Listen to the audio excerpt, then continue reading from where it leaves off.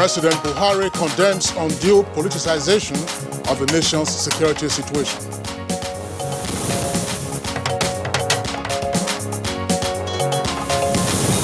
UK envoy assures of enhanced existing ties with Nigeria despite Brexit debates.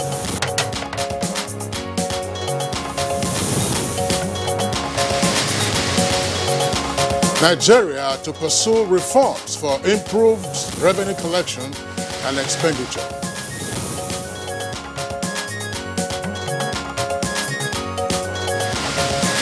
And on Good Morning Nigeria today, we shall examine the new Nigerian Correctional Service looking beyond the name change.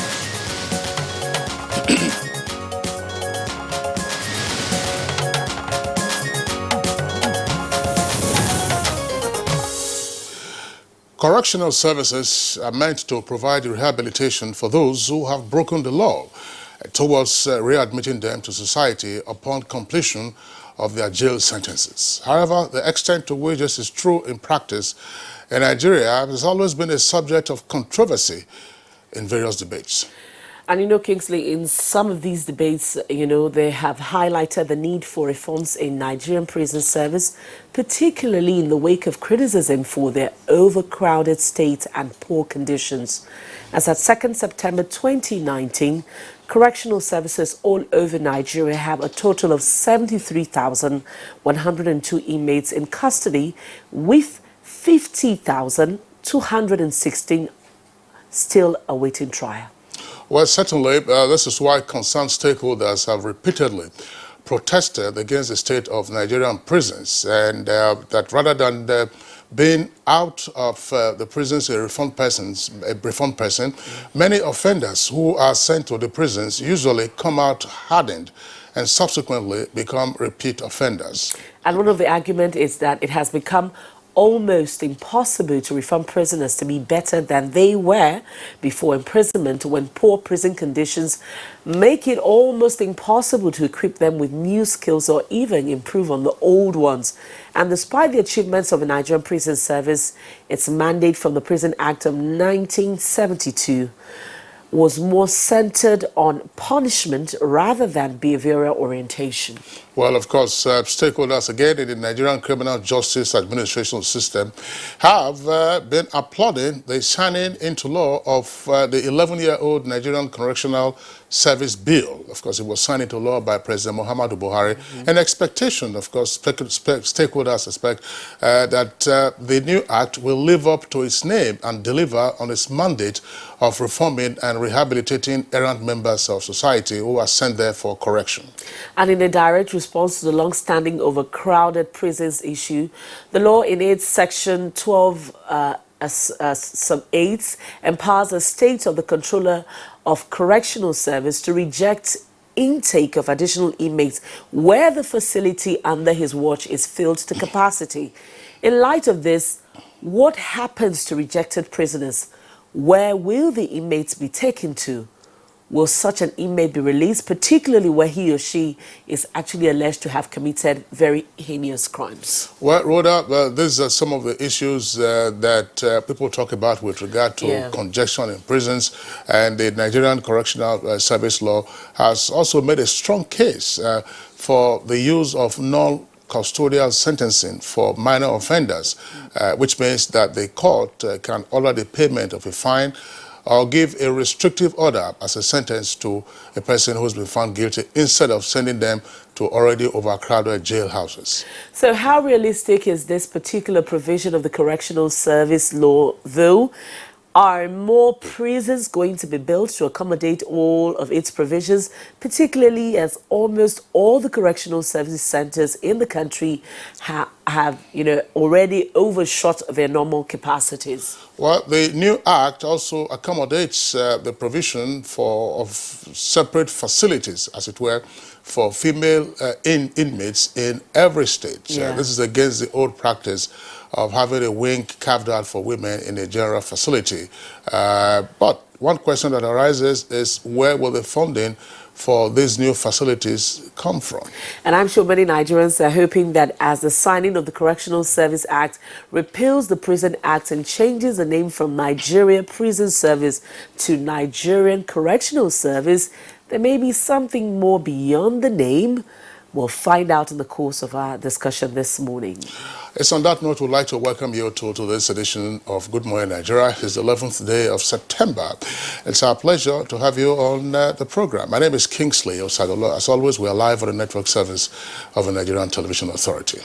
And I'm Rhoda Anonam. I join Kingsley welcoming you to today's edition of the program. As always, we shall bring to you our complimentary segments of the program, and that would include the newspaper review. We have business, sports, foreign, entertainment news. But as always, the news comes first, and Comfort Amadu is set to deliver the news this morning. Comfort, good morning. It's good to see you. Good morning, Rhoda and Kingsley. Good morning, Nigerians. And here's the morning news. Remnants of the Boko Haram insurgents in the northeastern region of the country are bandits and will be treated as such by the federal government. President Muhammadu Buhari stated this while receiving an audience the visiting president of the International Committee of the Red Cross, Peter Mora. Very much impressed and satisfied by the positive response of President Buhari, by the appreciation for what the Red Cross does here in Nigeria, and also to feel his strong support for the mandate and work that the International Red Cross as a neutral and impartial humanitarian organization does. Meanwhile, President Muhammadu Buhari has described as unfortunate, disturbing and counterproductive politicization of the nation's security situation. This was while exchanging views with a group of promoters of the proposed African Security Leadership Summit.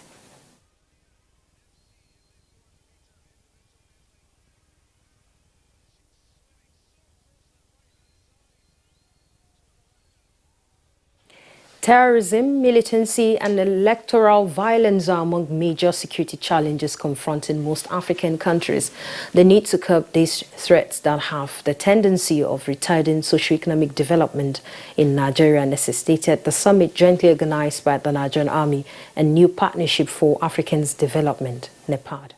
Emanating from terrorism, insurgency and electoral violence negate the desire of African Union Agenda 2063, which expects Africa to be a continent where democratic values, gender equality, justice, and rule of law are institutionalized. The incidents, responses, and initiatives of various agencies involved in tackling the challenges require understanding by all stakeholders for the country to move forward.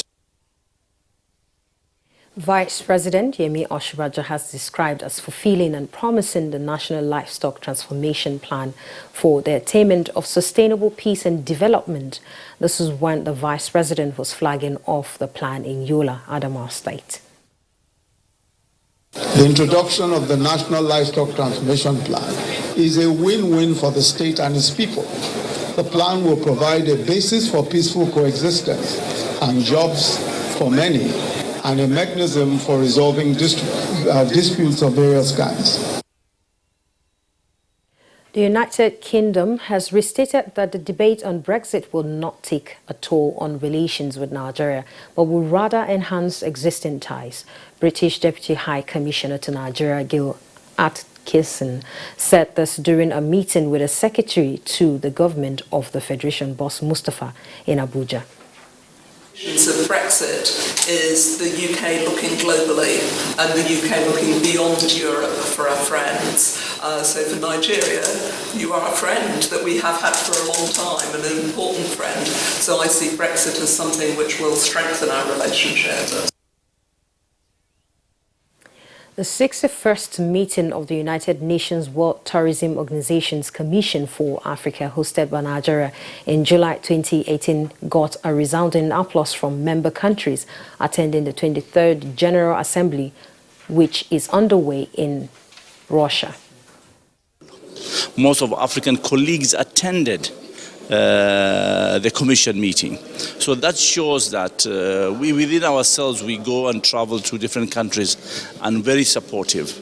So Abuja was a successful meeting, and the declaration today, I have narrated here, the 10 points were all discussed in Abuja. So that declaration in Abuja was very crucial for the roadmap for Africa 2030. Our hosting of our CAF in 2018 went a long way in debunking the fake news about Nigeria. It redefined what Nigeria really was. Nigeria will vigorously pursue reforms like the Strategic Revenue Growth Initiative to improve revenue collection and expenditure. Minister of Finance, Budget and National Planning Zainab Ahmed at the Public Consultative Forum on the 2020-2022 Medium-Term Expenditure Framework and Fiscal Strategy paper said government will this month begin deduction of 614 billion naira bailout funds to states. It's now expected to design how they will achieve the targets that have been set for them. But there's one cross-cutting requirement that for each project that you make a case you want to implement, you must also show how much jobs is going to be created. That's the news for now. Good Morning Nigeria continues shortly with Kinsley and Rhoda after the break.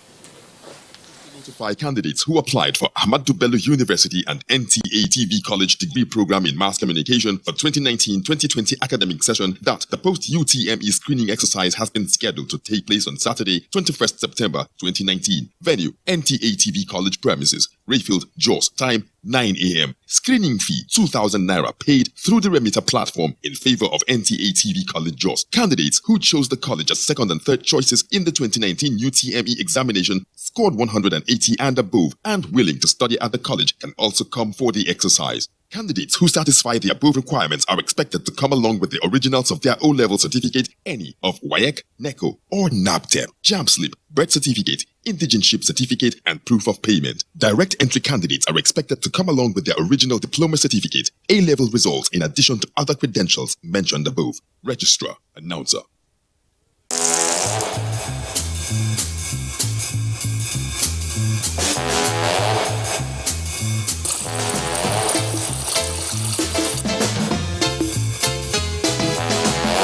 There's a smarter way to live with Airtel Binge Plan, the ideal data plan for those heavy data moments. Get a 2 GB daily binge plan for 500 naira. Dial *141# to activate. Live smarter with data.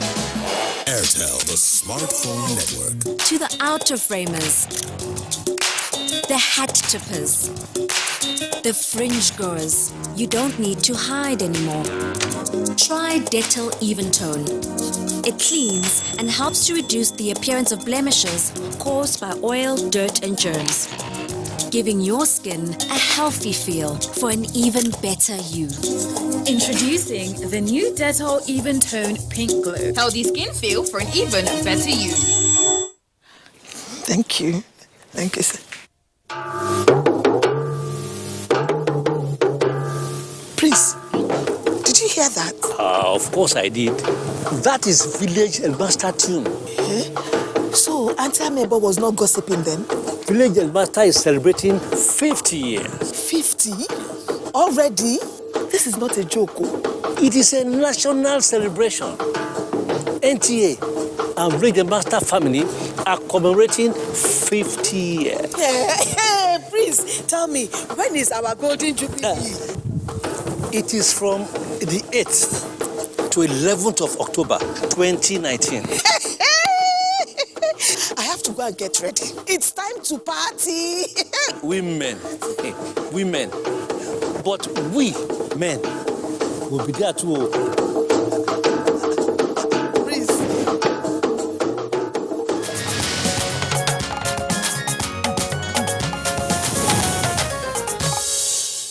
Watching Good Morning Nigeria on Africa's largest TV network, NTA. Now, the federal government will be working with relevant agencies and institutions to bring about a more result-targeted tax system as a step towards addressing revenue concerns. Details of this and more other financial stories are being put together by Comfort Amodu. The chairman, Federal Inland Revenue Service, Babatunde Fowler, who implored taxpayers in the country to monitor the taxes to ensure they are remitted to appropriate authorities, says reforms have made it possible for individuals and institutions to track payments of all forms of tax. We also have information which we published in the papers of close to 44,000 businesses, account holders who had a minimum annual banking turnover of 100 million and above.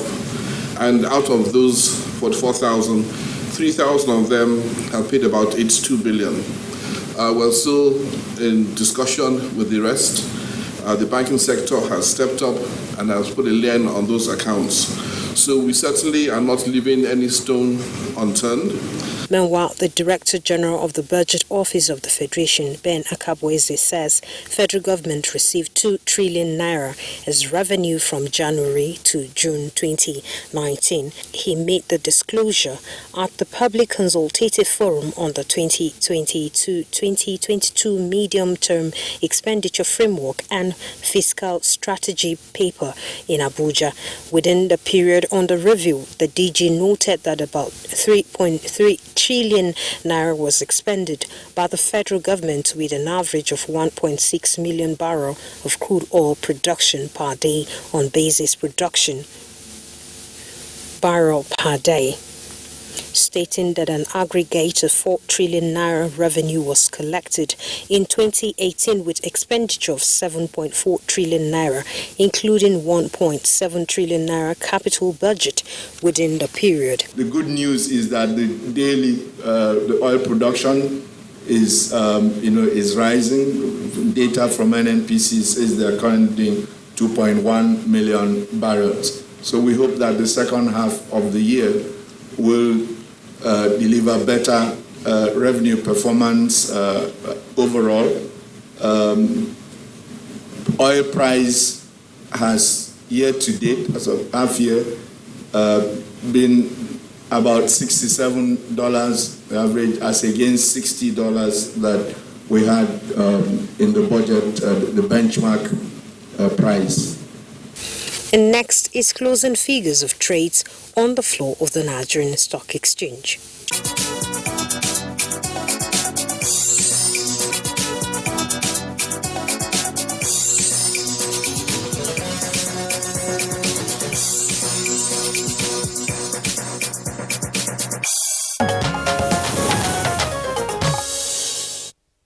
Thank you very much, Comfort Amodu, for that business package. Up next for us is a review of some of today's newspapers.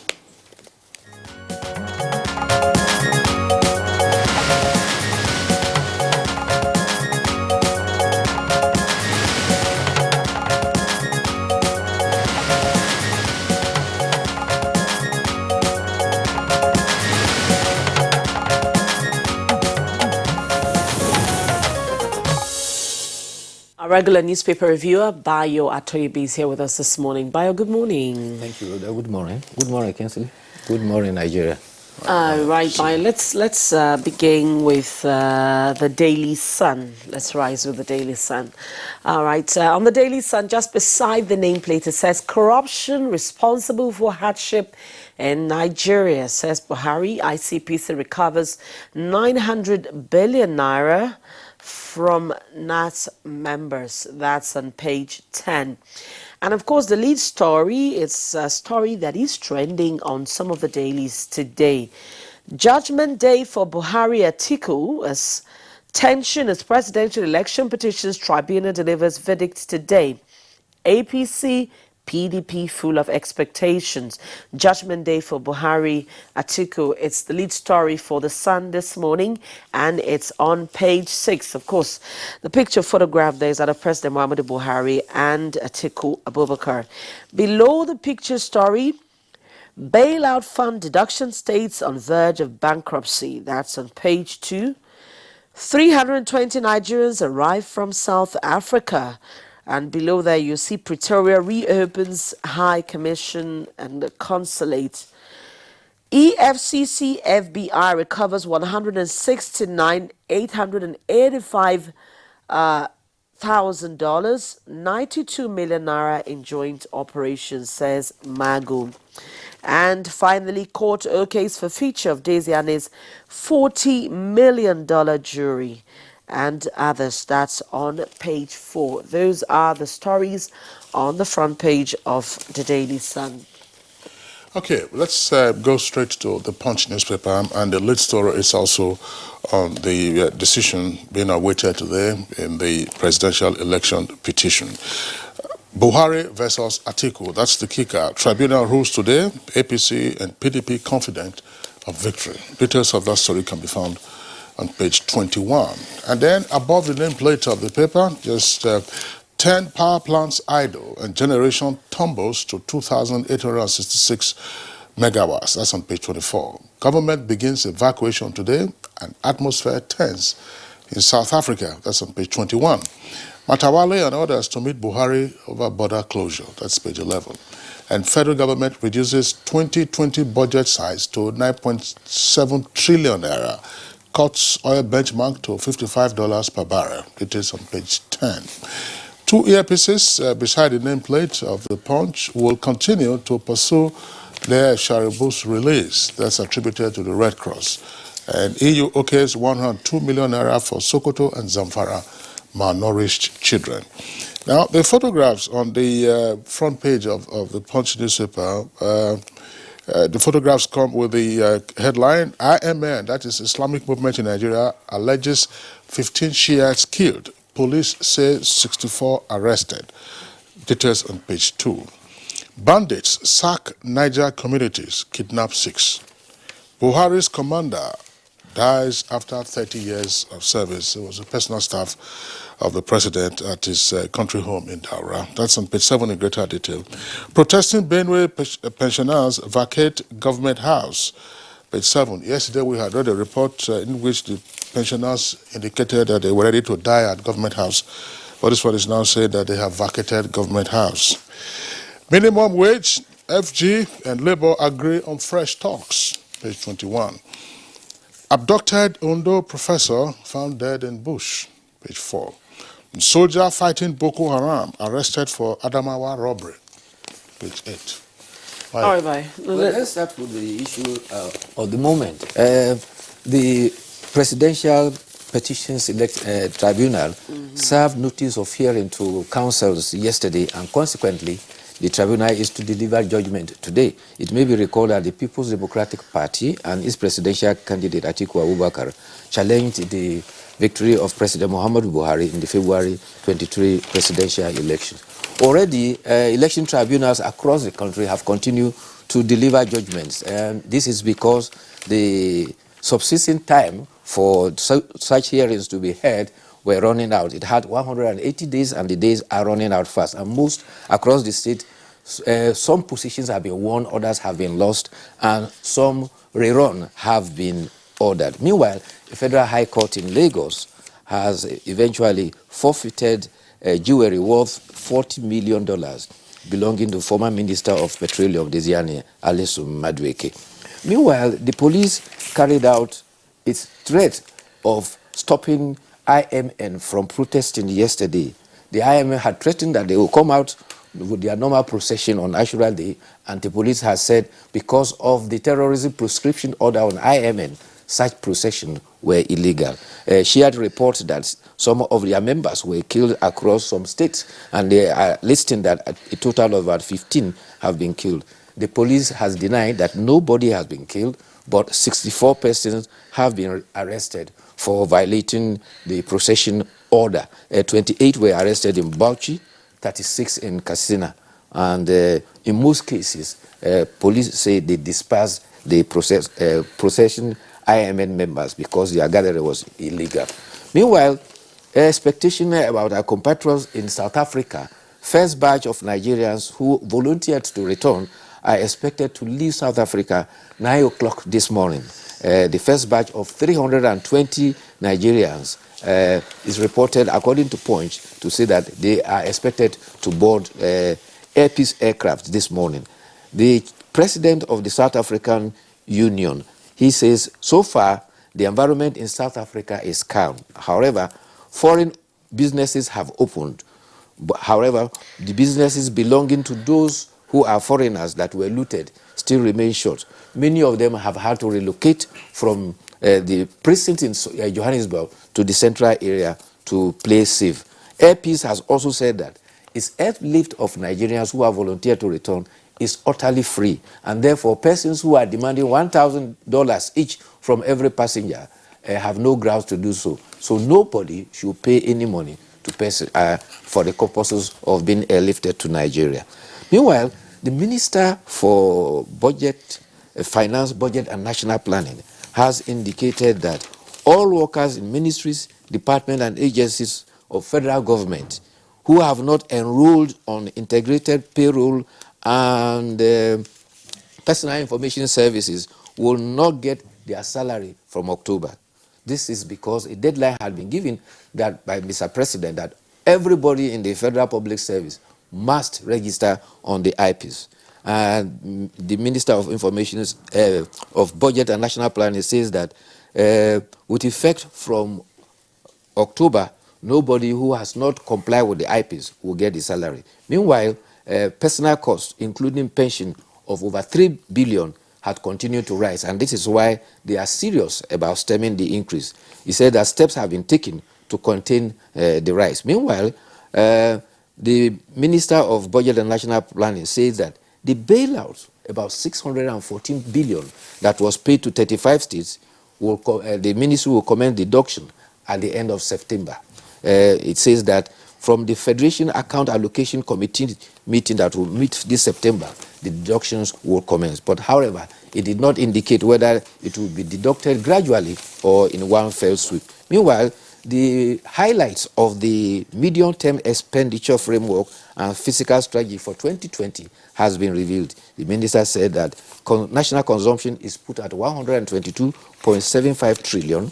The budget is trimmed down to about 9.7 trillion. Revenue is projected to be about 7.63 trillion. Oil production, 2.18 million barrels per day, while the rate of selling crude will be $65. Gross domestic product is put at 142.96 trillion, while inflation is still on the downward slide, is put at 10.81%. All right, Bayo. Let's talk about the match by IMN yesterday, because you've touched on almost most of the stories that are trending. They said they lost about 15 people. The police is saying no. Well, the claim is that there are persons who participated in demonstrations in Bauchi, Gombe, Katsina, Sokoto, were shot at in some places, and they are listing persons that died. And according to them, 15 in all the places where the procession took place were killed. But the police is saying that nobody was killed. Yes, it is true they dispersed the protesters because by the prescription of the IMN, that procession was illegal. And they had given notice that they should not come out. And they too had dared that they will come out. And the police has to enforce the law. The police also was clear that it wasn't all Shiites that were prohibited from embarking on the procession yesterday, but it was only members of the IMN, that is the Islamic movement in Nigeria. Well, returning to the other story of the planned evacuation of Nigerians from South Africa beginning today, I think that there should be additional information as to the port of arrival. It will be very interesting to see how they will be handled upon arrival. Because we have seen instances in the past, where state governments, particularly those who were coming in from Libya, state governments deployed their officers, to get persons who were from their state, then take them to a safe location and, of course, begin the social cycle rehabilitation from that point. It's not just sufficient to say, look, come back home. Some of them may have been away for a while, so you're going to have a challenge of re-entry, psychological challenge of re-entry and adjustment into the Nigerian society. So you land at the port of entry, what next? Yes, if experiences of the recent past are anything to go by, persons that were evacuated from Libya, They were brought under the International Refugees Organization, and they were officers of National Emergency Services and also, I think, NATIP and a few other agencies that received them at the airport. The initial indication so far it has come from the chairman of the Diaspora Commission, and it says that when they come back, there is an attempt to register them with the government programs so that they can have something to do before they settle in. But usually, there's the normal process of getting immigrants into the country. They will be listed and also probably also examined for purposes of health, and they will work with the various state agencies to see whether they will locate them in the camp, as it has been done in some instances, or be dispersed to their various states as they may choose. Okay. All right, Kingsley, let's take the editorial for today. Daily Times, we have Daily Times, but it's leaving with all the same stories that we have on the Daily Sun. So let's take the editorial. So New Telegraph is an editorial that we are taking on this morning, and it's at page 15, New Telegraph, on bundling and merger of ministries. That's the title. Let's take the emphasis in the middle of the editorial. It says that it is evident that certain ministries deserve to be on their own because of their strategic nature, but we have continued to tinker and engage in trial and error. These inconsistencies and flip-flop do not in any way show us as a serious people. Well, the editorial has happened on the key ministries that were unbundled. Particularly, we will recall that we used to have the Ministry of Power, Works and Housing. Now we have power on its own, while work and housing are still together. There was also transportation and aviation. We now have transportation and aviation. And you also will recall that police affairs was extracted from the Ministry of Interior. The question the editorial is asking, what was the criteria for merging some of this? But that put aside, it is obvious that one of the biggest challenges we have for all our economic recovery program is power.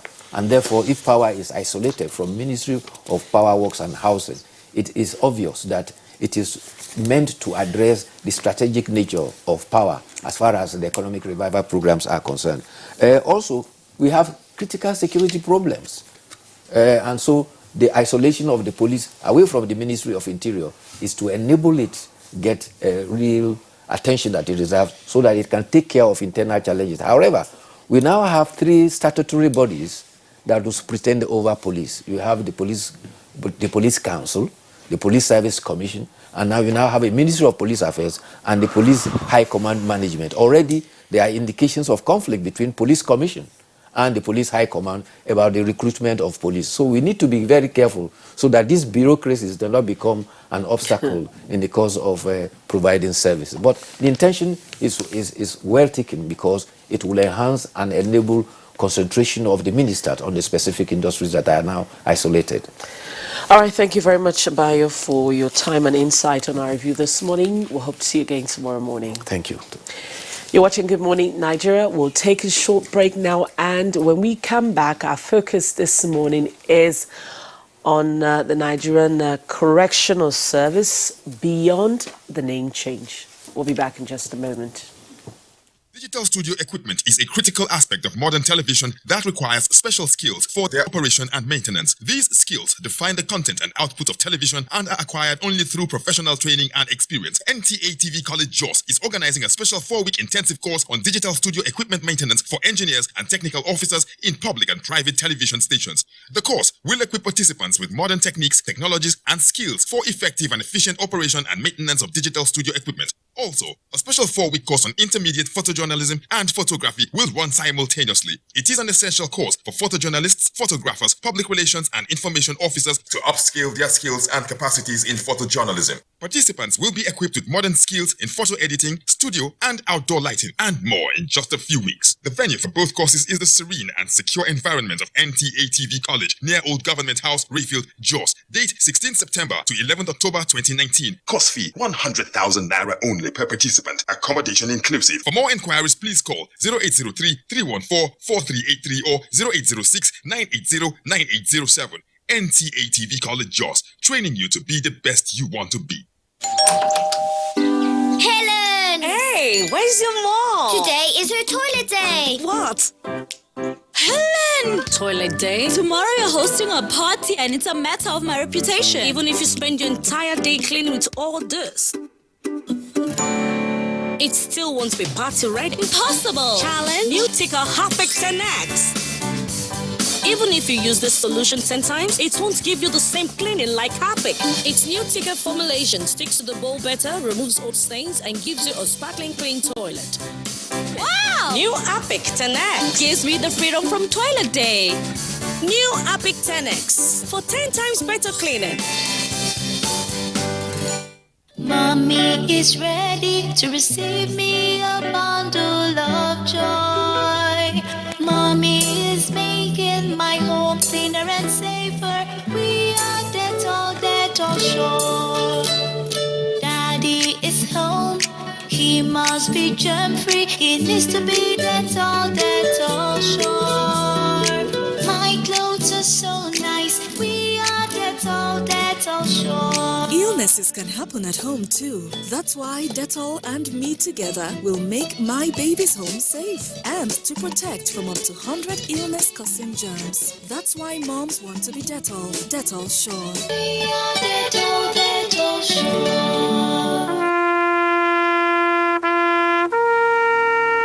They are there at the crack of dawn. They are there busy preparing while we rise for our day. They are there silently, guarding, waiting, listening, and watching. They are there ready in the sky above and the waters below, in the blistering heat of the day, in the dead of night, willing, indefatigable, determined in the defense of the sovereignty of our country. They are our first line of defense and our last. They who have paid the ultimate price in defending us. They are fathers and uncles. They are mothers and sisters and girlfriends and boyfriends. They are brothers and cousins and best friends and neighbors. They are classmates, colleagues, and citizens of this nation. They are our defenders and deserve our respect, our prayers, our thoughts. Nigeria, please support our armed forces.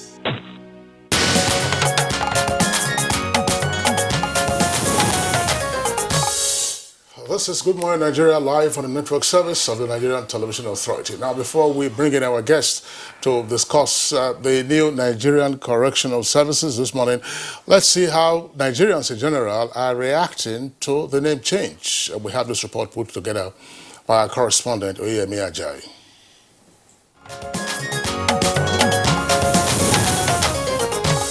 The prison should be a corrective measure. Maybe they will take them to a farm. Let them go and work in the farm. They'll be there till they serve their prison term. And there should be dispensation, speed of dispensation of judgment. Because if you go to most of the prisons now, you find some people staying more than years expected.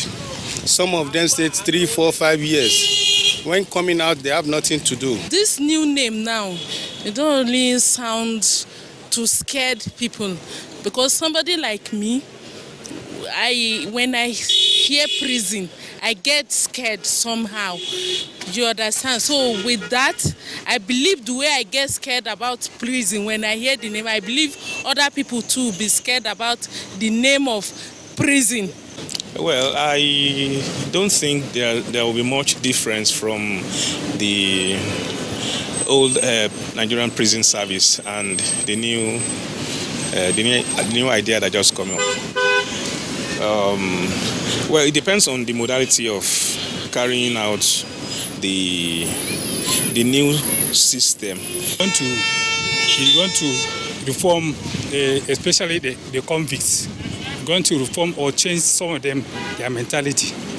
Like those that have been doing drug addiction. This means of this correctional food is going to change their mentality and will change them for good for the society. In what way, sir?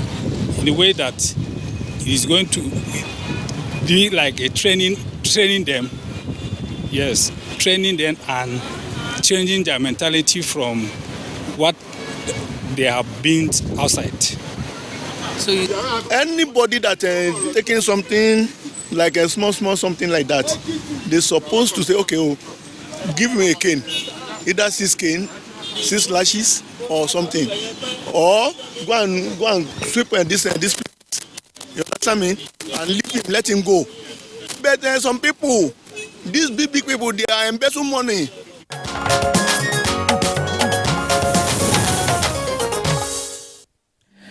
Now joining us in the studio to discuss correctional service beyond name change is Jafaru Ahmed. He's the Controller General of the Correctional Service.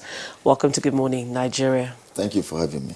And good morning, Nigerians. And also joining us from our Network Center that's in Plateau State is Professor Etanebi Alemika. He's a professor of criminology, University of Jos. Welcome to Good Morning, Nigeria.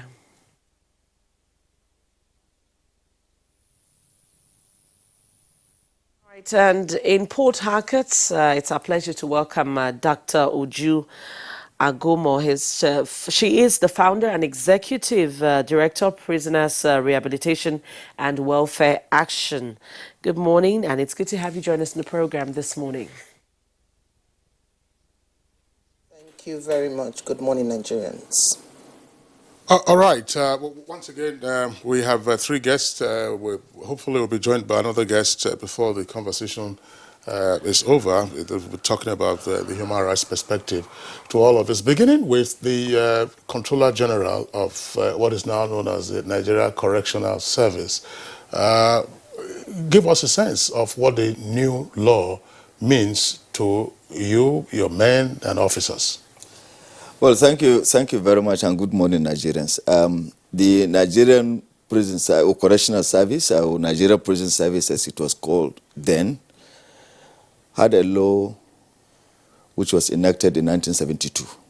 It was a military decree, which was found in Cap 29 Laws of the Federation 2004.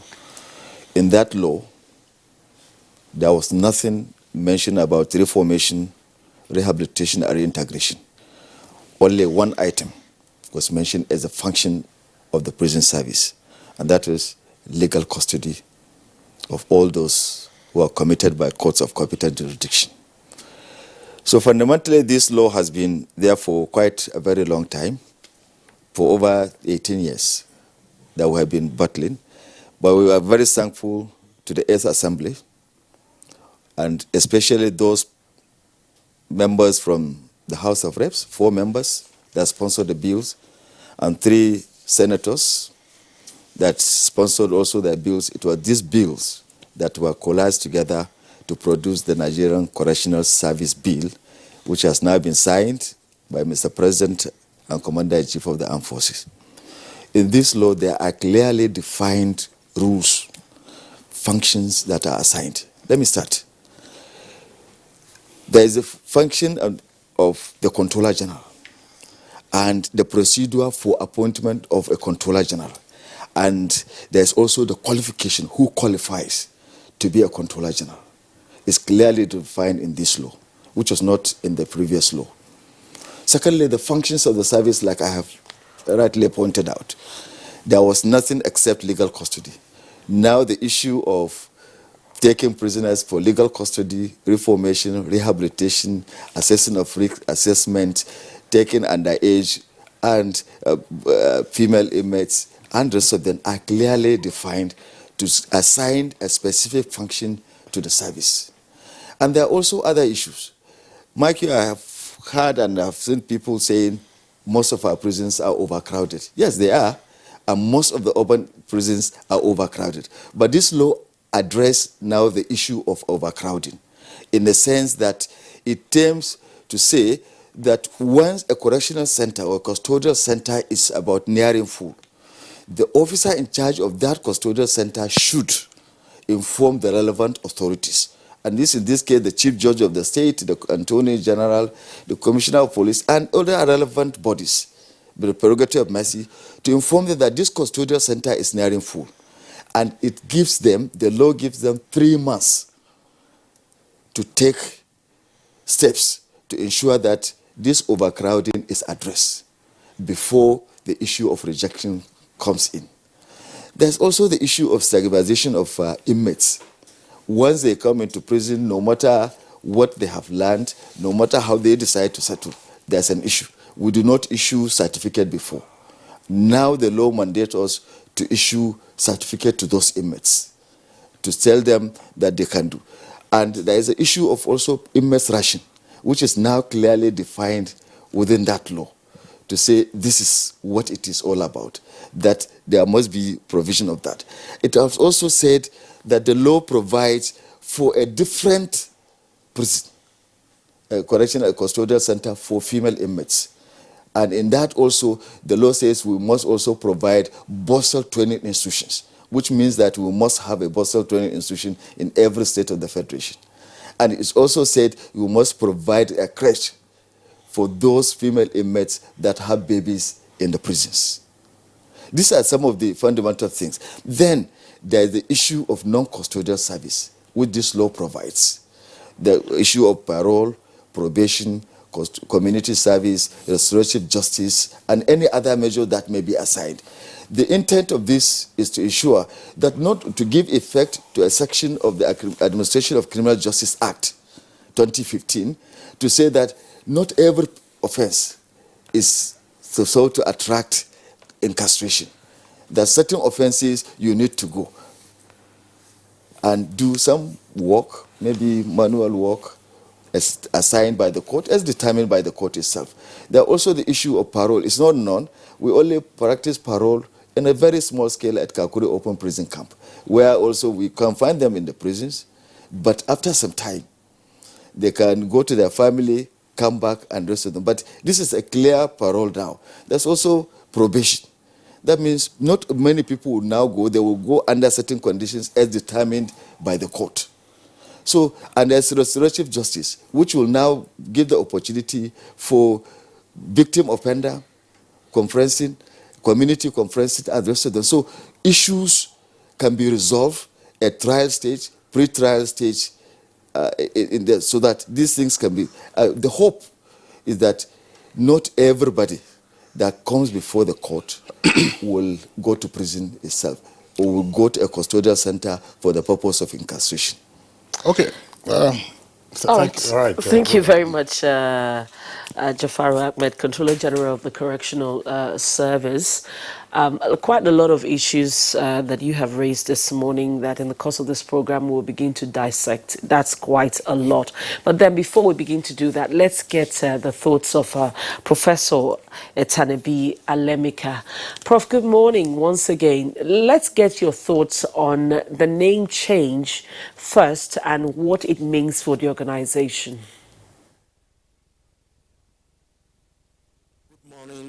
I think the name change is very important because it, for the first time, brings into focus a key aspect of criminal justice system, and that is that people should go to prison. If they do, what should the prison be doing? Of course, from the beginning of establishment of prison system, there has always been this argument: are people sent to prison for punishment, or is the imprisonment itself a punishment in such a way that while in prison, additional punishment should not be imposed on those individuals? The first, of course, simply means you have a custody and you punish the prisoner in form of retribution. The second argument is that once you send a person to prison, you've already punished him or her by depriving him or her the liberty. And therefore, while in prison, you need to equip such person to be able to return to society better than he or she was before the incarceration. The present law is very significant. The Controller General just mentioned that in 1972. In fact, there wasn't much in the 1972 law. The main law that we had was a colonial law, which in fundamental sense was actually the Prison Ordinance of 1916. So until this law, we're building on foundation of a law of 1916, and there wasn't, as he mentioned, anything about reformation within that law. Simply was about internment of a custody of people who were sent to prison under warrant. But it must also be mentioned that there had always been a divergence between the thinking of the prison authority and the law. Over the years, the prison have committed themselves to introducing reformation into the prison system, but they were not backed by law, and Perhaps for that reason also they never had sufficient resources to follow up with reformation component of imprisonment. Even worse still was the fact that in the last 2 decades we've had in urban area a high level of awaiting trials, which made it impossible for them to carry out the little reformation they were doing, say, 3 decades ago. So the law is very fundamental. In another sense, public institutions operate on the basis of mandate. And what these have done is to explicitly state the mandate of the prison, giving it a dual function. First, of course, is the custodial function of those that are legally remanded or sent on a conviction. Then the second one, of course, is to have people go through the prison provides certain correctional services to inmates. So I think it's fundamental in terms of provision, and I think the provisions, looking at it, are supposed to come in line with many international obligations that we have, especially under the United Nations minimum standard rule and many other proclamations, whether the Kampala Declaration, the Beijing Declaration, a number of declarations relating to how prisoners should be treated. I think this law has brought our institution in conformity with those laws, and also try also to support the Administration of Criminal Justice 2015 in terms of new forms of sentencing recognized in that law, things like community service, parole, probation. It's a wide, I think it's a foundation, really a transformation from the old system to the new system. Thank you very much, Professor Alemika. Professor Alemika, just before I bring in Dr. Agomo, who is in our Port Harcourt Network Center, I was just wondering, from the short title of the Act itself, it says Nigeria Correctional Service. Might it not have been more appropriate if it were Nigeria Correctional Services, considering the scope of functions indicated in the law itself? Custodial, non-custodial, plus a breakdown of those other services.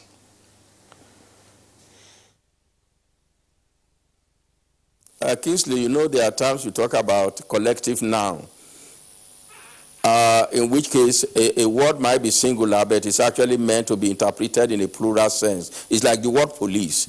Police can mean an individual officer, and it can mean millions of officers engaged in policing duty. I think the service is meant to convey a plurality of services rendered by an organization.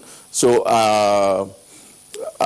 once we begin to say services, it creates a problem of also listing what those services should be. But it's a service with, if you like, sub-services in that context. I don't think the name is a problem. Thank you very much. We'll return to you later in the course of the conversation. Let's go over now to Dr. Uju Agomo, who is founder and executive director of PROWA, involved with prisoner rehabilitation and welfare. From your perspective, is the name change potentially a game changer? I think very much so. And I believe that beyond the fact that with the name you have a focus which kind of emphasizes the importance of correction, of reform, of rehabilitation, of promoting reintegration, there are also some very critical things that we see in this new law. And you can see that all through. I mean, even if you start from section 1, section 2, and beyond that. If you look at, for example, the objectives of the law itself, Professor Lemika have also alluded to the fact that this law makes it easier for us to comply with international human rights standards in terms of treatment of persons in prisons and within correctional services, but also to align with international best practices in terms of correctional practices. The second aspect is this notion of non-custodial measure, and I believe that this is one of the very important transformative aspects of this new law. You and I know that it's not everyone that have offended that we need to have in a custodial facility. There are petty offenders, there are minor offenders, and some of these minor offenders, it's better to have them treated within the community because they are not high risk. So when you put them in custodial facilities, it actually is counterproductive, because apart from the fact that the government will be spending more money in terms of feeding them, the other thing that happens is that they get contaminated more, by those who are more hardened, and when they come out, it becomes worse off. The other third thing is this whole emphasis in terms of what now should rehabilitation mean, what now should be done in terms of risks and needs assessment that will enable the service do the needful in terms of rehabilitation. But one very powerful aspect is this point, which was stated in section 2, and that is point D of the subsection D. And this is really making the service to be more proactive. Everybody knows that the issue of overcrowding is very critical. Everybody understands the fact that a high proportion of these people are awaiting trial. Now, the correctional services are personnel, are there day in, day out. They know when the problem is going to arise. They are seeing the population. They can, activate the early warning signals. So you can see a very progressive piece of legislation that we need to really begin to focus on. How do we ensure that it's effectively implemented? Because that is really the key thing. But if we implement everything that is in this new law, it is really a big thing for Nigeria to celebrate. Thank you very much, Dr. Ojuagoma. We'll come back to you in the course of this discussion. Let's get back to the Controller General. A lot of issues have been raised. First of all, let's go to the issue of congestion of prisons. Very key. Statistics that we had rolled out during the course of the program says that about 72,000 thereabout are in custody. About 50,000 are awaiting trial. With this new piece of legislation, how do you intend to deal with all of that? Well, this legislation deals with the issue of congestion in multiple ways. One, the issue of rejection of prisons is very key to it. What it does is that people should see the rejection of prisoners not in terms of rejection what the court has said, but it forces other members of the criminal justice family to now sit down and assess their performance as a key, get indicators and follow those indicators to ensure that the issue of overcrowding, because for God's sake, why should somebody be kept in prison for 9 years as an awaiting trial person and his case is not determined? And you go across the custodial centers across the country, you find so many people that are incarcerated 9, 10, 5, 6 years without any hope. So the issue of rejection addresses the issue of the criminal justice family to look into those issues and address them. Because in other way, the Nigerian Correctional Service has other prisons within the urban area that are not congested. I will cite you an example of Gusau Prison. It has a capacity of about 1,661, but you're just locking barely 800. Why? They are not prisoners. If it were to be the case that they were all convicted, we could have moved these people from the other states to their place. Take Port Harcourt. It has just a capacity of 804, but it's looking over 4,000. And out of these 4,000, 3,000, almost 700 are awaiting trial persons. It is a remaining population of about 300 or 400 that are convicted, and we cannot move them. So these are the issues that this law addresses. It forces the members of the criminal justice family to sit down and really address the issue of congestion, because we cannot, for God's sake, continue building prisons, expanding additional cells and the rest of them in order to address the issue of congestion. We need this law, this section of the law, to be enforced. But we will do it that with responsibility, so that certain prisoners, one received, will have to reduce the number continue to reduce the number of convicts to other places so that we give room. While we are looking internally, we also expect the other members to also do that responsibly. All right, Controller General, I mean, why still on various aspects of the new act? Tell us something. Are you going to have to also change the names of your facilities? I mean, Kirikiri Maximum Security Prison. Is it going to become Kirikiri Maximum Correctional Center or Maximum Custodial Center? No, Maximum Custodial Center, Medium Custodial Center, Satellite Custodial Center, Farm Centers. This is what the law says. How did you so we'll no longer have Kuje Prison, for instance? We'll have, Kuje is already Kuje Medium Prison, but it's now going to become Kuje Medium Custodial Center. All right, I'm sure that Nigerians in the course of time will get used to this. But still on this aspect of having a more efficient,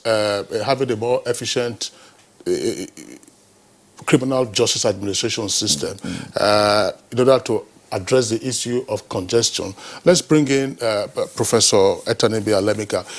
Professor Etanebi Alemika, on paper, I mean, that's to say with regard to the provisions of the new law, you can see the responsibility of every person in the value chain in the delivery of justice under the criminal legal system. But in your opinion, what is likely to work and what is likely to be the impediment, considering that usually all things certainly can never be equal? You are right. The law is very, very good. It's important, but I can see quite a lot of challenges in the implementation. And I think we must start with the idea that this is not something we are buying off the shelf and will be there tomorrow to use. So we need a strategic plan of how soon we want to transform Nigerian prison into correctional service in reality. And I think that needs assessment needs to be taken. Take, for example, what do you do with almost 70% of our waiting trial? That is not for the prison. Prison is the last backstage of the criminal justice system. Police is the gatekeeping stage. So what we do at the level of our law in terms of how to treat offender in each provisions of the law, that means where you have a crime defined, the punishment you defined under that law is very important because it will determine how police will respond when there is a violation. So we must also look at our laws in terms of the kind of punishment that they have prescribed. The second thing that we need to do is, why are there so many people in prison awaiting trial?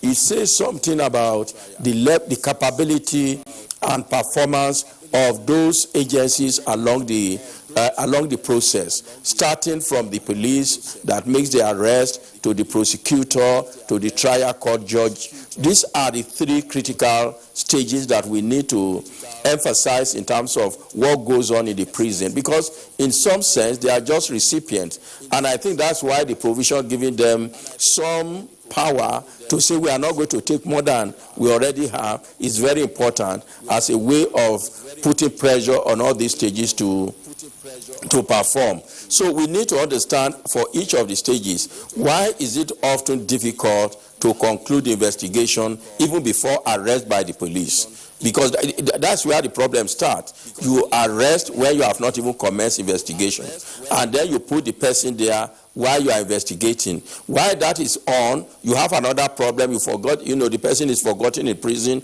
The new problem becomes the priority. So we must also examine police resources, police practices, and from there again we move on to, are there enough courtrooms, are there enough magistrates, enough judges, and are they appropriately trained in reaching adjudication as promptly as necessary? So we need to take a comprehensive criminal justice process analysis and then see how this contributes to the congestion in the prison. Beyond the congestion itself, if you look at the provisions of the law, relating to particularly the United Nations minimum standard rules relating to accommodation, to sanitation, to medical facility, to recreation, hardly can one say any of the present prison meets that standard. Maybe the closest will be Kirikiri female prison, that is close to it. So we need a lot to also invent, to transform even those prisons from what they are. In the last 3 years, I think Jafar has done a lot of work in terms of renovations of many of the dilapidated prison facilities. But we must not take it for granted in terms of implementation, as Uju said, by something that will happen by accident. We need to have a need assessment of the prison. What will it require? Over how many years? We must have a timeline. Do we expect to reach certain levels of those? In terms of the provisions themselves, take parole, for example, probation.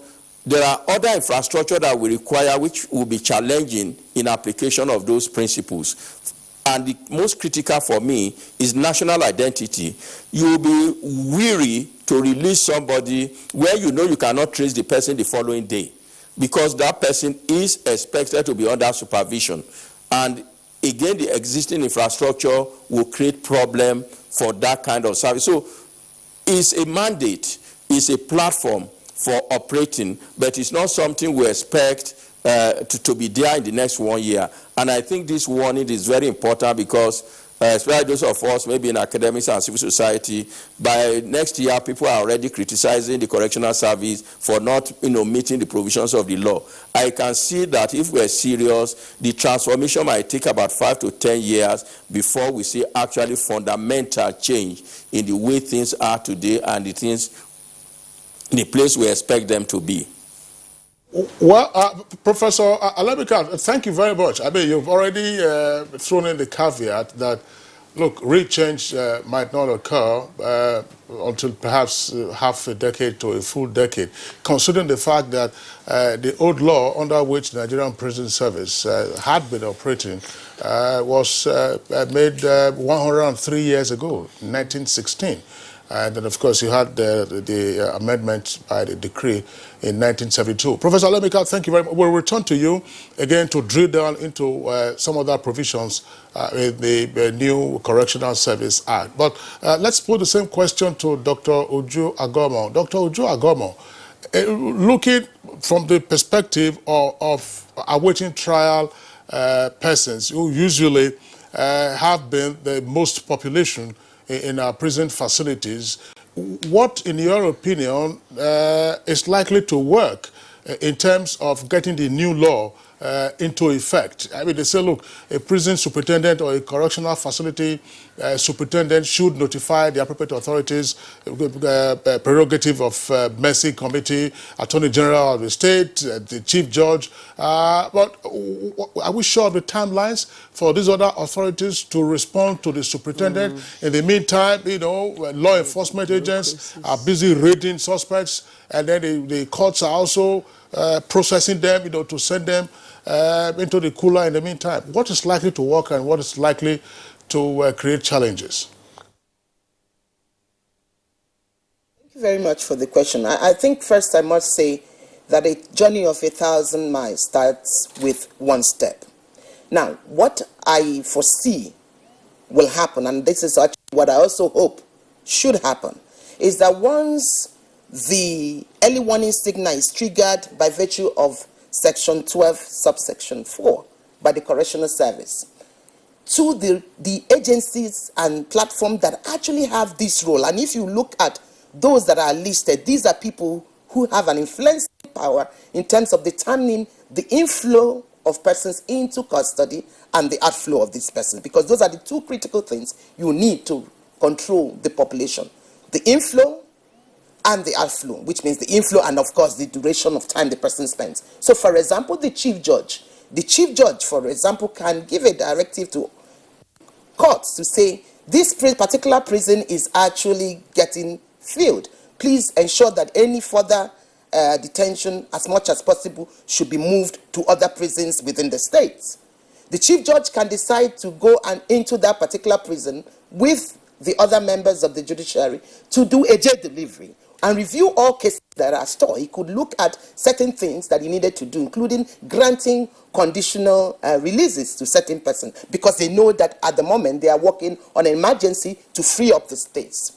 Look at, for example, also the fact about the non-custodial that is provided. The chief judge can also say, because of the critical state that we are, please ensure that every petty offender, minor offenders, offenders that do not have any risk attached to them, should not be sent to custody. So you free up that space. And then the second element is that you look at the Attorney General. The Attorney General can begin to look at those cases that are before them, seeking the DPP's advice. You could look at things such as the ones that are needed, he needed to enter nolle. I mean, to say, I'm no longer going to continue to prosecute in this matter. More so, let us not forget the prerogative of mercy committees, because the prerogative of the mercy committees can actually go in and review the cases, including cases that they know that they can actually ask to please, pardon and ask them to leave, depending on the conditions and all that. So it's to help many people begin to do things. The other point I want to mention is that part of the things that were looked at during the process of working on this bill is that even the National Assembly asked for a cost implication in terms of the bill. We looked at, and I want to also use this platform to commend the Controller General of the Correctional Service, because part of what he was vigorously doing during that process of consultation was, what are the things that are early, low-hanging fruit? What are the things that can help Nigerians save costs? And one of the things was that at the moment there are welfare officers in the service. At the moment there are some psychologists. They may not be enough, but you know that with just a circular, a directive from the Controller General, he can now say to all the states, please designate your welfare officers or relevant officers or second them to a particular, these non-custodial facilities, which means that once the initial capacity building is happening, and I will tell you, as of last week, all the welfare officers and psychologists in Abuja Correctional Service have been trained on implementation of non-custodial measures, along with the officers from the court that the court have designated by virtue of the Administration of Criminal Justice Law of Abia State 2017. We're also hoping that in FCT, some of that could happen. And then you begin to do certain activities to at least ensure that at the very minimum, certain things will happen. One final thing I want to flag here is to remind us about Rwanda. We remember that in Rwanda, they had, after the genocide, at least 150,000 persons, serious offenders in their custody, which they have issues dealing with. But they knew they could not accommodate that. What did they do? They introduced the gachacha process and said, listen, if you admit that you have committed these offenses, and provided you are not a ring leader, we can fast track you through the gachacha process, and that instead of keeping you in custody, we will send you to what they call TIGI, T-I-G-I, which is the community service. And by doing that, that population was brought down from 150,000 to about 59,000. So my point here is that our focus is that we must make sure that we need to have steps to fast track the review of those who are currently awaiting trial in these places. If we have the team go in, do the pre-sentencing report, do the initial assessment, and find out those we can be safely applied to non-custodial measure and divide them out of that place. You don't take environmental offenders and lock them up in custody. So there are so many critical things we can begin to do, at least at a time now, whilst we phase out, because this thing will not happen overnight. I completely agree with Prof. But we need to start now. And I believe that if the police and other law enforcement agents know that they have a particular facility, they have to be careful how they just put people who are not necessarily need to be both places. So they know that they need to use that place for the people who really needs to be locked up from the community. All right, thank you very much, Dr. Oju Agoma. We'll come back to you, but first let's take responses, tweets from our viewers who are tweeting at us at our Twitter handle at NTAGMN. Just remember that you can be a part of this conversation. This morning we're live on the network service of Nigerian Television Authority. You can send in your tweets via our Twitter handle that's on your screen at NTAGMN. If you have suggestions, you have questions for our guests, just send us a tweet. But first, let's take your tweets, the tweets that have come in, so that we can have our guests respond to some of your questions or suggestions that you have made already.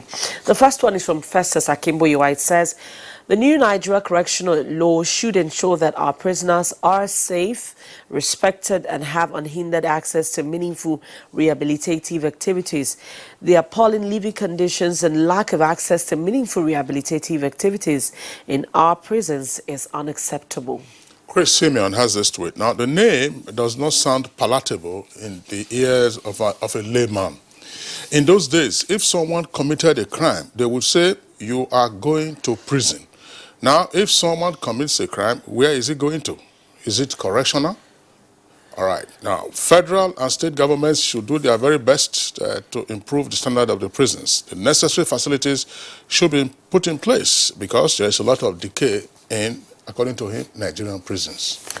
All right, this one is from Law Alpha C. Law Alpha C says, the correctional service instead of the prison service is a mere change of name in view of the fact that virtually nothing has been done and may be done to improve the condition of inmates in recent time. Now, Badamasi Haruna Adamo says it is one thing to make a law and another to make it practically possible by way of implementation. Our problem has always been embracing ethical revolution. And I hope that it will go beyond the change of name this time for the prisons and that their practices will be modern. Steve Bond 007, that's Dada Steven, says it will be just a change of name, just like NEPA to PHCN to DISCOs, if reforms are not implemented. A person that's told yam shouldn't be in there with terrorists, but should undergo community service. Yeah, you go to the farm, I'll be tilling the field and producing more yam, I believe. All right, now Abdul says name changing without corresponding change in its operations will amount to nothing. There must be aggressive reorientation in the management of our prison services, now correctional service. I suggest that the organization should be under the supervision of the Ministry of Justice. Akeju Olagbaju says there is a need for correctional center policy and a change in the existing structure to reflect the change. A correctional policy guarantees minimum and prescribed standard of living in confinement. Here we're still battling with human rights for our free citizens. Now, O2 Ekong says the issues are beyond the change in name. What is the state of the correctional facilities and what is the orientation of the staff of the service? And this one is from Bola Obabs. He says the new minister has a Herculean task of correcting the ills that has bedeviled our prisons, now correctional centers. A situation where we have inmates packed like sardines in a dirty, stinking one-room apartment is sardonic. Prison is for correction and reformation, not hell. Francis Obi.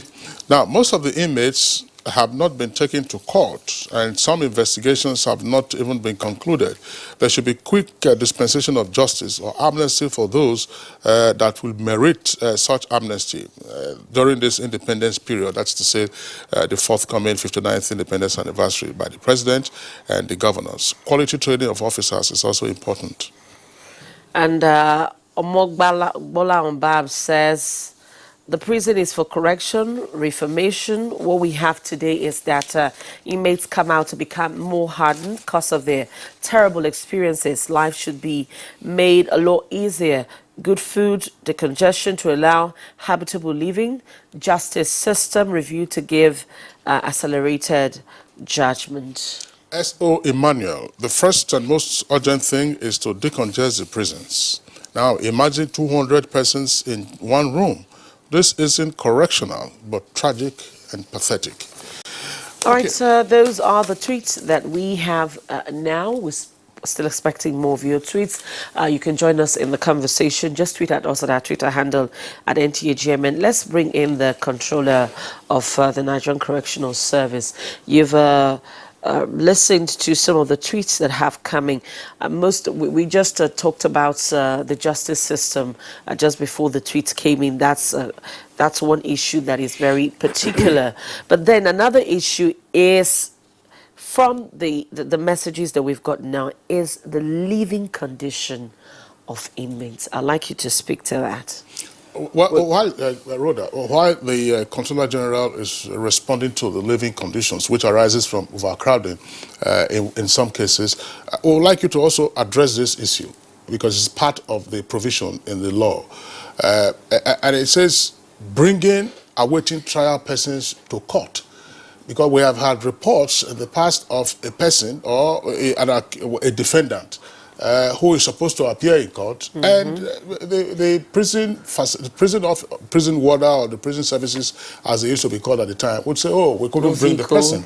The new law makes the provision for what the correctional services should do, but it appears that a leeway has also been created for the correctional services to, if you like, fail to produce a defendant in court, because if you say there are circumstances beyond your control, if you don't have vehicles, if you have a vehicle, you don't have fuel, if something is happening. So how do we deal with that? Because part of the cause of delay is because these persons who are awaiting trial don't get to appear in court when they are supposed to appear in court, in addition to the question my colleague asked. Well, thank you very much. I am happy to say that since coming on board precisely on the 17th of May 2016, this administration under President Muhammadu Buhari has done a lot to the prison service and to what has now become the correctional service. We have had a quantum of infrastructural upgrade in most of our prisons. You have heard Professor Alemika say that we have built so many cells where there is a space we have demolished and erected new, more habitable cells. And we are building new places in order to move out from the prisons that are already chopped up by urbanization. And this government has provided enough on that capital base. And we are doing that and we are attending to that. And I'm sure with the signing of this new act, it now reinforces the need for government to provide more of that capital outlay for us to be able to upgrade our infrastructure, because there is a need also for now to build completely new female prisons, because it's no longer the case to have a wing within the prison, and it is also the case to have more Basel institutions. So I think this government has demonstrated the commitment to see that there is a change in the prison service and is now the correctional service. This government has also been able to provide us with a quantum of vehicles. From 2016 to 2017 and 2018, we have purchased over 382 vehicles in order to provide for taking prisoners to and from the courts. And it is no longer the case that the prison has been a source of delay for access to justice, because we have been able now to carry prisoners to and from the courts as when due. And government has also been magnanimous enough to provide money for fueling and servicing of these vehicles in order to see, because hitherto we rely on a very bigger sum, and some of us have to rely on the state governments, the local governments, and the rest of them. But this is no longer the case in most of the custodial facilities across the country. Government has also been able to provide large amount of money for the purchase of drugs. So the healthcare of the well-being of the inmates has tremendously improved. This administration has also been able to provide enough for beds, beddings across the country. Despite the overcrowded nature of this, we have been able to provide that, and the health and the environment has changed, and the prisoners are looking very healthy. This government has also been able to pay the contractors as when due, those who supply ration to the prisoners. Hitherto it was a problem, but now it is no longer a problem. So overall, within the last 3 years, there was a demonstration of interest, a renewed interest by this administration to see that they position the Nigerian Prison Service for this act to come.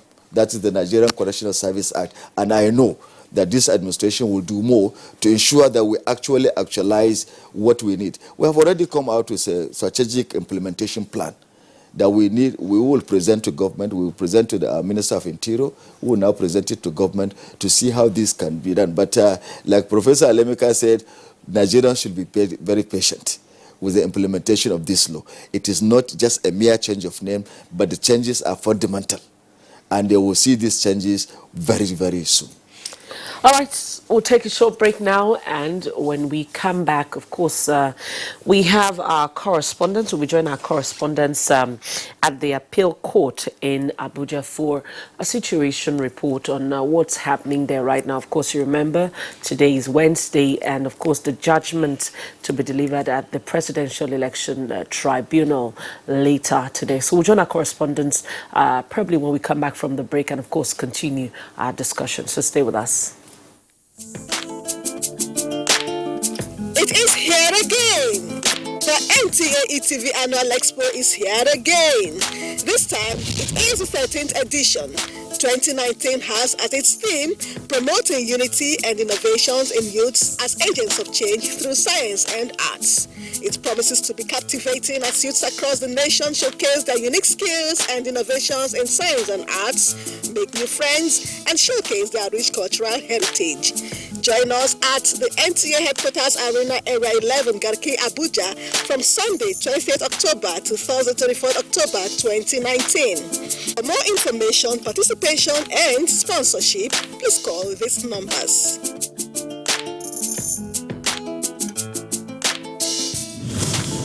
NTA ETV, promoting learning.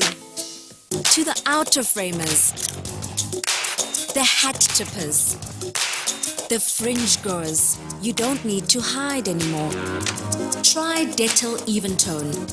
It cleans and helps to reduce the appearance of blemishes caused by oil, dirt, and germs, giving your skin a healthy feel for an even better you.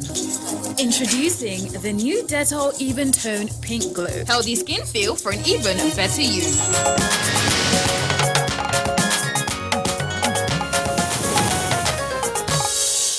You're welcome back, and it's still good morning, Nigeria. We still have with us the Controller General of the Nigerian Correctional Service with us here. We're discussing the Correctional Service beyond the name change. We still have our guest, Professor Alemika, who's in who is also in Jos, and then Port Harcourt we have Dr. Uju Agomo. But first, let me ask the CG here. You talked about certificate issuance that is being provided for by the current law. Speak to us more on that. Is it diploma, SSCE? What kind of certificate? Would it be honored for employment? Is it certificate of jail? In the former law, there was nothing about issuance of certificate to any prisoner that has been discharged from prison. Okay, so the certificate you're talking, just a second, you're talking about is certificate of good conduct. Of good conduct after your prison expiration. Okay. Yes. Okay, not an academic. Not an academic. We pursue academic programs within the Nigerian Correctional Service. I know it will perhaps come to that. There are so many reformation programs, though the former law did not say that, but the creation of the Controller Generals, through circulars, they have been able to come up with so many reformation programs for skill acquisition and educational pursuit. Okay. And that we have carried out. But this certificate that we're talking now is of good conduct. Mark you that there are so many people that have come out from the prisons do not have certificate, and therefore they are stigmatized by their relations, by their family, and by the larger society. And with this certificate now, it is an offense once it is issued by the board. Once there's a recommendation from the Controller General to the board and the certificate is issued to a prisoner, you cannot stigmatize him on the basis of his stay in prison. If you do, you can take legal action. You cannot stigmatize. You cannot what, segregate the individual. You cannot, yes. You cannot stigmatize, discriminate against him on the basis of his custodial stay. Okay, depending on the nature of his offense. Because, you know, there are some circumstances where a person will be required to fill a form, and then you are asked to say, look, have you ever been under imprisonment, you know, state the nature of the offense. Yeah. If it's a misdemeanor, I mean, fine, but if it's a serious offense, I mean, the higher category of felony. I will not give interpretation. It is the court that will give that interpretation. It will the court that will give that interpretation. But the law says once it is issued, once the certificate is issued, to the prisoner, you cannot discriminate on him on the basis of his custodial stay. Right. That's what the law says. Okay, well, thank you very much, CJ. We understand that our correspondents, as my colleague indicated, are the Court of Appeal premises in Abuja, but we understand we can't go over to them almost immediately. If we have a clear sense of what's playing out from our engineering crew, we might get to say that. Okay, we can return to our guests on the Good Morning Nigeria, still on the conversation of the name change of Nigerian Prison Service to Nigerian Correctional Service. Over to Dr. Uju Agomo. Dr. Uju Agomo, there's something I would like us to also deal with in the course of this conversation. But don't, of course, be surprised if we'll get across to our correspondent and then we have to cut away from you. But first, let's look at the economics of incarceration. Just yesterday, one of our regular guests on Good Morning Nigeria, Professor Nazifi Dama, he was speaking at a seminar outside of our studios, and he made a point which I thought was very significant.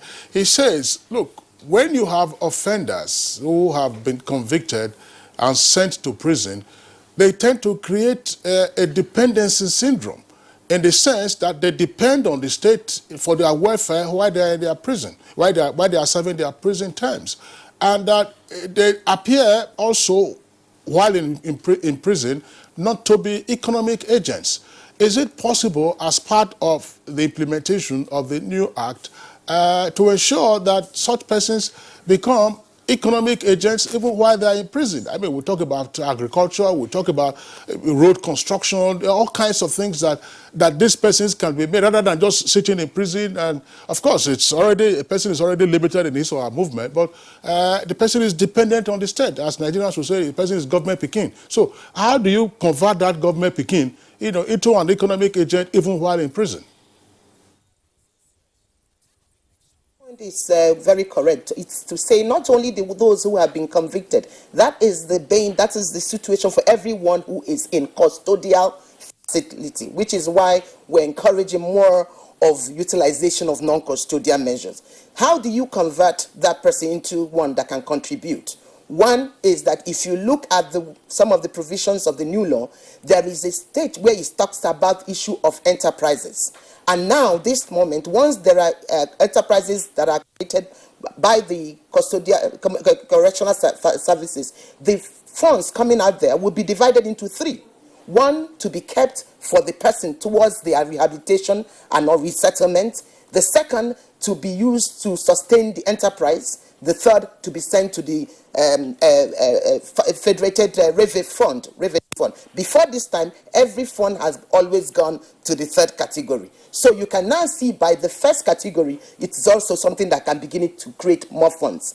Don't also forget that with the provision of the non-custodial measure, community service, for example, is a person working out in the community. For those who the courts will grant that particular sanction, instead of the government feeding this person. So the person is also out there in the community contributing. But I quickly want to add two things to the earlier point that have been made. Please, in relation to the production of persons to court by the custodial service, Section 17 of this new law clearly states that now you must show a proof of service. Because sometimes people say they have served production warrant to the correctional service or now then prisons, but the person did not produce the person in court. But meanwhile, the officers will say they never saw anything.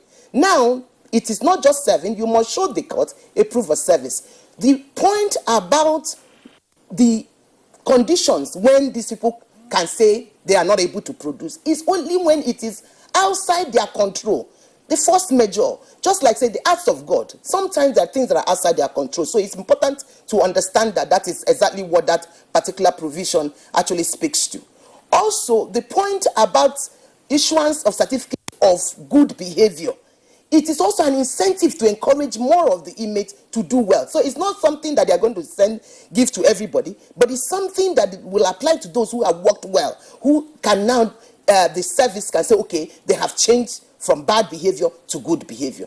But please, my final point on this is to say when you keep somebody in custodial facility, it's not just the person. You are creating problem for their dependents. If the person was at work, you've taken the person out. And so many things. So that's why we're saying custodial sentencing should be as a last resort. It should be as a last resort. It's better for the country that way.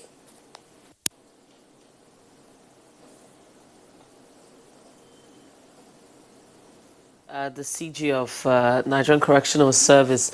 Of course, I'd like you to respond to the issues that she has raised as to, how they can be economically, empowered when they are still in prison. Just as Kingsley said, they don't become a liability, for everyone around them and, of course, for government. You see, it's very important. That's why the Nigerian Correctional Service does not want the high number of awaiting trials, because these are persons that the law still presumes they are innocent until they are proven. And we just keep them 24/7 without anything. However, the convicted inmates are properly utilized in workshops and in other educational pursuits. But in terms of, so that whatever they have been able to produce, the law now reinforces that we must establish standard workshops. And so what does this mean? This means that once the standard workshops are established in the various custodial centers, we can reach out in order to get work, contracts, and do the work, finish, and then one part out of three, one part of whatever is the proceeds will be for that workshop to upgrade it, 2 for government revenue, 3 for the prisoners that have participated in that work, so that they all have protection, and on discharge they have something to settle back to the society without government intervention. Like an exit package. Yes. And I was wondering, Kingsley, just as we're saying, Ella, what? Let's go over to Jos and then bring in Professor Etanibi Alemika. Professor Etanibi Alemika, we're of course discussing the correctional services away from that cutaway we had a while ago with regard to the election petition. Prof, this is a matter that we've also had cause to get you to contribute to on Good Morning Nigeria. Look, this new act of Nigeria Correctional Service has come, in a sense, some persons would argue, to again challenge, if you like, the federal nature of our system. Now, you have the prisons under the exclusive legislative list. In the meantime, the various entities that can send in inmates into the correctional centers, whether as custodial or non-custodial purposes, are all the 3 tiers of government. And then you have seen new cost centers arising from what will become necessary on account of the implementation of the new act, building new female wings, having parole, and the entire gamut of it is costly. But because it is a matter for the exclusive list, it's the business of the federal government. Going forward, you had given what obviously is a realistic time frame for us to witness rapid change under the correctional service system. But what, in your opinion, is likely to be the contribution, or should be the contribution, of the subnational entities in the efficacy of the new act? Or might it at some point require the shift of the prisons from the exclusive list to the concurrent? Well, the law as it is today, as you said, is under the exclusive list. But there is nothing preventing, and that's what I would want to see, the Ministry of Social Welfare in the respective states playing very critical role in the context of non-custodial services. I think that is what we need to be thinking very seriously, because the services cannot be fully domiciled within the National Correctional Service, that means the Nigeria Correctional Services. We must be thinking about expanding the role and the capability of the Ministry of Social Welfare, creating, if you like, correctional service department in that ministry that will link up with the correctional services, non-custodial services within the prison, such that they can then contribute to the non-custodial services in supervision, in reintegration, in rehabilitation. I think that is an area which is important.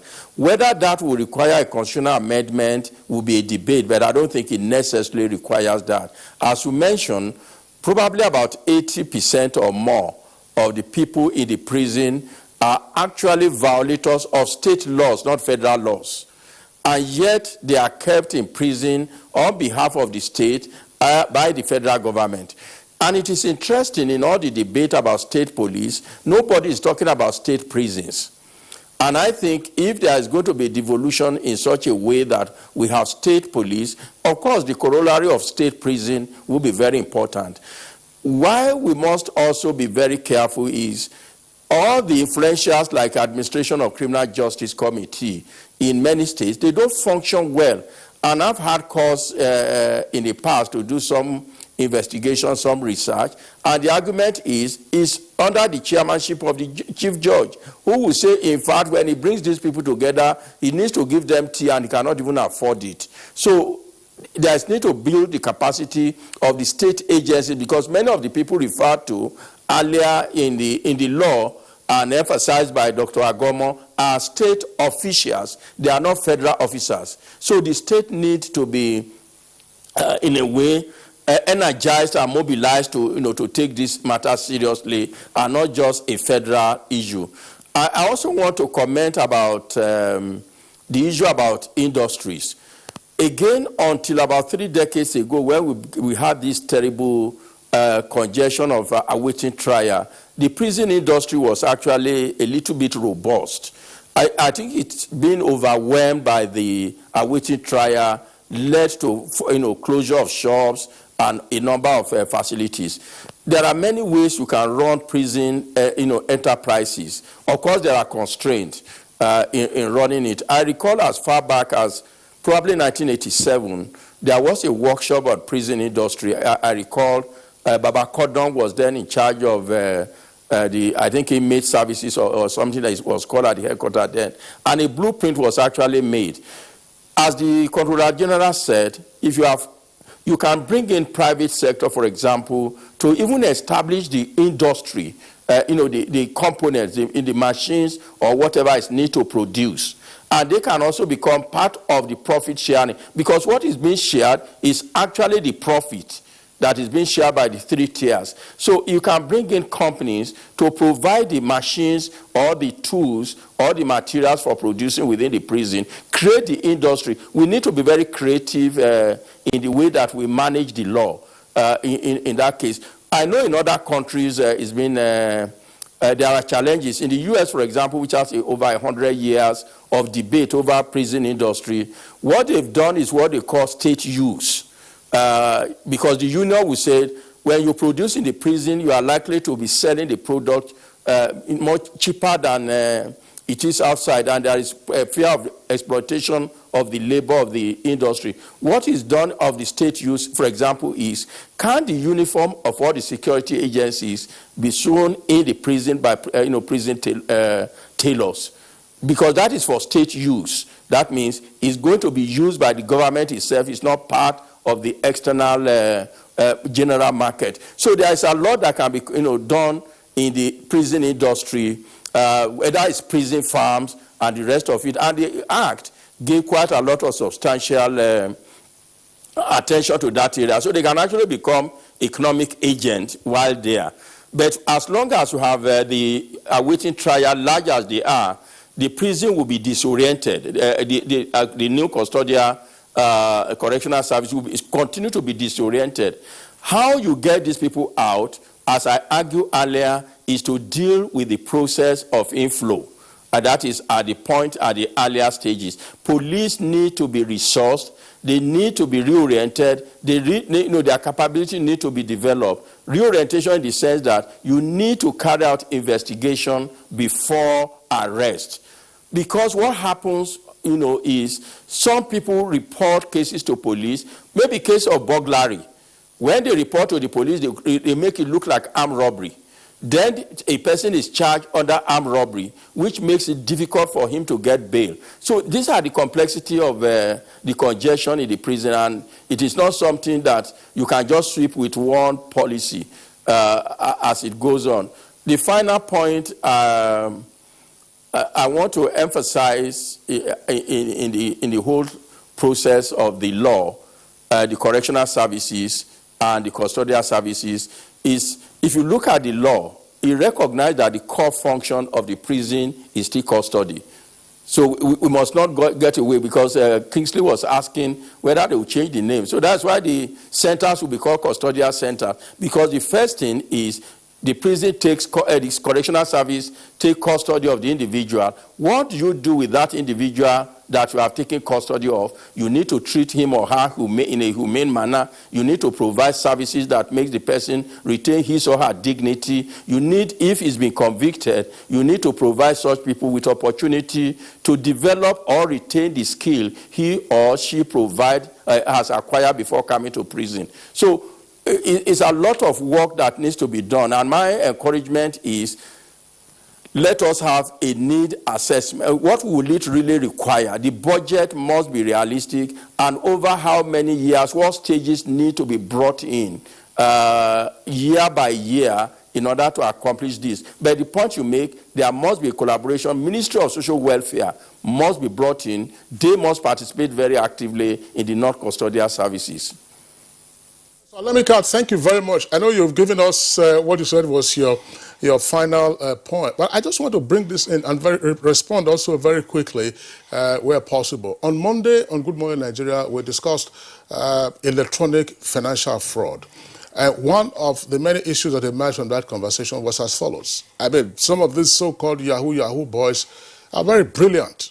And if you now send, if they are arrested, apprehended, they are tried and sentenced to prison, do you lump them with this kind of prison? What kind of skill acquisition do you want them to acquire? And when their brains are usually very hot, even though now in a negative sense, how do you redirect them under the correctional services arrangement? Is it possible? You know, again, when you go into prison, if you have the warrant of conviction, whether conviction or awaiting trial, but let's focus on awaiting trial, the convicted person. The day after your arrival, there is actually a mini conference in which the superintendent and some officers, the welfare officers, they come to identify what your needs are. If you have industry, maybe the person, it's not everybody. That's why I say you retain your skill. It's not just every time that you need to provide a new skill for people. You provide them the opportunity to utilize the skill that they already have. So like the Yahoo chaps you are talking about, they probably will be able to provide certain services when properly organized. So they are sorted out at the point of risk assessment, and then the needs of the individual prisoners as they come into the into the custodial services. So that is where the categorization is very important. The classification also very important at the point of reception, so that they can actually play their roles. I think the challenge we have is people say the non-custodial service, there's a lot of development that have taken place. And now that you mentioned electoral fraud, in many countries now, in being outside, there are actually chips that are implanted as control, whereby, for example, a sex offender who molests children repeatedly will have a chip inserted and is given warning never to go near where their children congregate. And of course, it's centrally monitored electronically. There are also very good and very bizarre aspects of non-custodial services. Let me give the last warning. The judges need to be reoriented, because there is something in criminology what we call net widening. Net widening means that they may drop the evidential quality required for conviction when they see what is considered to be a lenient option. So you find people who in the past who have been discharged, now convicted and given community service because it is presumed that that is a lenient option. And when there is doubt in the mind of the judge, which in the past would have constituted a discharge, it will now be a conviction. These are the things that have been borne out by research repeatedly in the different countries. So it is not just the custodial service that require a lot of training. We need training in the law across the police, the prosecutor, and the judges. All right, thank you very much, Professor Atenabi Alemika, Professor of Criminology, University of Jos. We thank you for your thoughts and time this morning on Good Morning Nigeria. And also on this note, we want to thank Dr. Oju Agoma. She's the founder, executive director, Prisoners Rehabilitation and Welfare Action Power. Thank you for your time and thoughts on the program this morning. And also a very big thank you to the Controller General of Correctional Service, Jafaru Hakme. Thank you for coming on Good Morning Nigeria. Thank you for having me. All right, sir, let's take a quick run on the weather outlook for the rest of today. Hello and thanks for joining us once again on the weather forecast. I am Paul Uba. A quick look now at what the weather holds for us on Wednesday. In the morning, we expect to see some activities of thunderstorms around the northeastern parts of the country and around the hilly grounds of Mambila, Jos, Nasarawa, and Abuja, as well as the southwestern parts of the country. Talking about the coastal areas, we expect some light activities of rainfall in the morning. And as we move into the afternoon and evening hours, conditions are more favorable for rainfall activities over the southern parts of the country and widespread activities of thunderstorms over the north central and the extreme northern parts of the country. Next now is our temperature forecast. Please stand by and thanks for watching.